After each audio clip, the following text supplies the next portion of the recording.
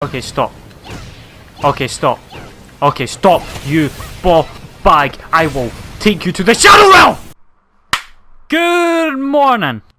So, Dead or Alive is that game. Yes, don't look at me like you don't know what this game is. Yous know. I know yous all know. And yous know I know yous know. How's my fighting? Wanna do it again? Now, to be clear, I'm not a fighting game expert. In fact, I've only recently been properly exposed to the genre through my enjoyment with Soul Calibur 6, leading me to try other titles such as Street Fighter. Remind me why I'm the one talking about a fighting game. I've played 3 fighting games in my entire life. Now, at its core, most fighting games rely on having strong characters and enjoyable characters for the player to play, because this is where all the playtime is going to be. It's going to be on characters that they want to learn and enjoy, and just spend loads of hours on a singular character, learning every little bit about their moveset. I believe I shall take out the garbage. Hey! Oh! Ah! I am not the garbage! No. No. I think it is really fun just to jump in, throw some moves, and when you get something good that works and start putting things together, it does feel really fun. And even getting I enjoyed that fight a lot, and it just stop it, stop! I will murder you. And I'm not gonna lie, I think Dead or Alive does a pretty good job. With 24 characters that are released, there's a large amount of unique, varied personalities. But you've got characters like Bayman, La Mariposa, guy with mustache, Ugandan warlord. Bruce Lee couldn't actually fight and he never really fought anyone important. Ah yeah, screw you. You've also got 2 DLC characters which will be there at launch. It's kinda annoying. Now, one thing Dead or Alive does incredibly well is making every character unique to their fighting styles. As their personalities are all unique and all over the top, that they really come off in the fighting style and in the gameplay. And it's really fun to see how each character differs from their personalities bleeding into their gameplay and moveset. And I'm not gonna lie, I really enjoyed them here. And not just because of some features, alright? I know what you think. I just love how their personality is completely represented by the moves and actions they take within a battle, or the ways they go about it, and even the finishers. They're all a reflection of the character you're playing, and it just makes it so much cooler to, learn about these characters.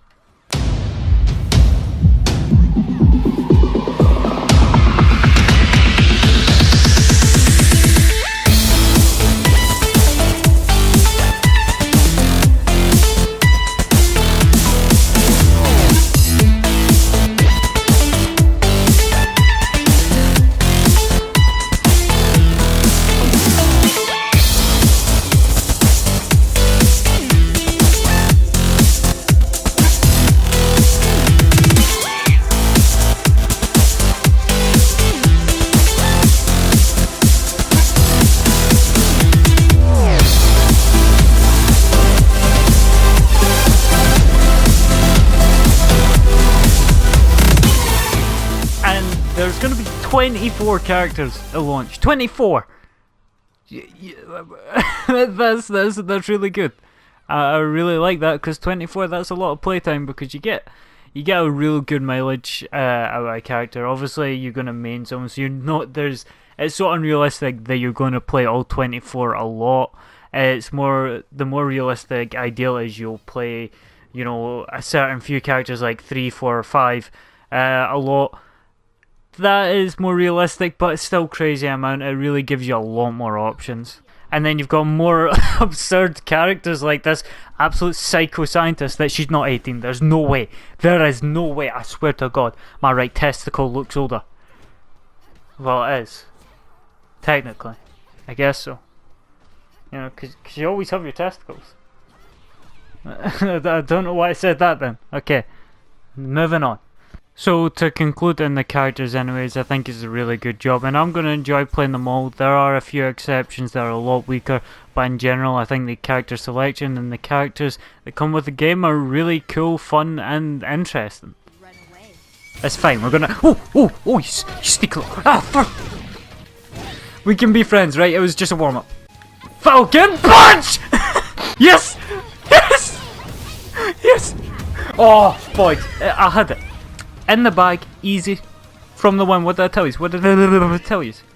So the most important part of every game, and that goes for every game, I tell you, is the gameplay. The gameplay here is pretty good. I enjoyed it a lot. To me, it was just casual fun. I enjoyed just being people throwing, mashing buttons. But when I did start to learn some moves, it did become really enjoyable. The game has got options there to help you learn. Like, it's got very, very cool ways of helping you learn, like these training modes that, you know, try to get you to do the move, and then you do it, and then you complete the task. I think the best way to describe the gameplay is it's just fun. It is really fun just to jump in this, mash a few buttons against online players or your mates, and just have a blast. And then it becomes even, you know, if you want to take that step up and, you know, learn the character and fight more competitively, it is there. You've got that option to enjoy it, and it's always got that sense of progression of learning your character. There's always that satisfying nature of, you know, getting better at the game, and that rewarding nature of seeing visible rewards as well as seeing you win more games. I do not want to be wet! Oh! Oh! Okay, no, Max. I was going easy on you now. Now the beast has been released! Yeah, come on. You ready? Aye, you can. You can. Oh! Get the juggle! And the punch! Oh! Baby! Now, one of the negatives for me anyway, some players probably actually enjoy this, but juggling and a lot of stunning goes in this game, and for me personally, I absolutely hate stuns. Fair enough, I don't mind them when they're just few seconds or 1 or second here and there, but you do tend, especially if you're getting your arse beat, you know, there's going to be loads and loads of moments where you're going to be unable to do anything for a few seconds, and then if you fall into that again, that's another few seconds, and I'm really not a fan of that sort of action, and it does sort of dampen on the gameplay, because yes, it feels good to do this yourself, but I don't think it outweighs how rough and frustrating it can be to have it done to you, where you are put in the situation where you're literally, you can't do anything for that moment in time. Now with that, I do want to say stuff like this is more of a personal preference, and fighting games are always going to be a personal preference. Everyone has got their favourite fighting game, and it differs from person to person for different reasons.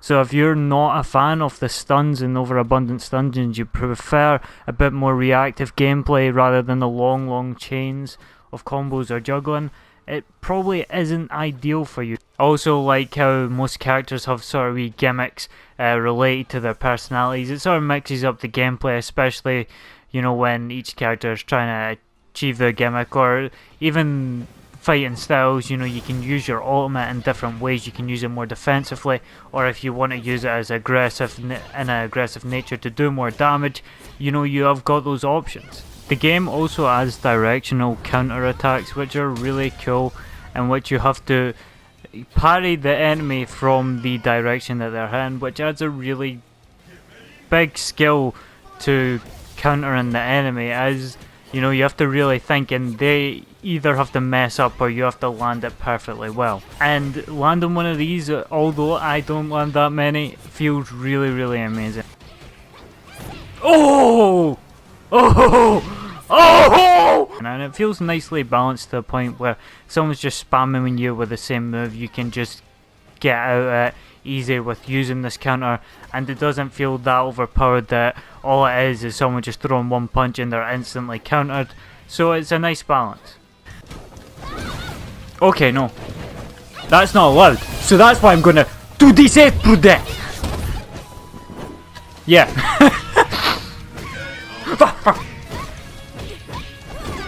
Oh, for Tough at the beginning. What happened?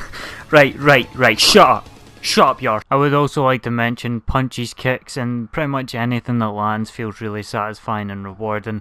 Every little punch feels like a minor victory. But in general, I think the gameplay's good and it's fun. I don't think it's anything, you know, crazy, just out of this world, the best thing ever. I do feel like it bears still quite a lot of resemblance to Dead or Alive 5, which you can play. So if you do want to get a feel for the game, you can play that for free, which you can, it's like you get like 3 or 4 of the characters, and you can play the game. Although it's bare bones, you get a feel for what the game's actually like. Oh. Oh! I love that punch so much. I'm done. Done. Done. Done. That was uncalled for. Completely uncalled for. And now on the gameplay. I know nothing about gameplay.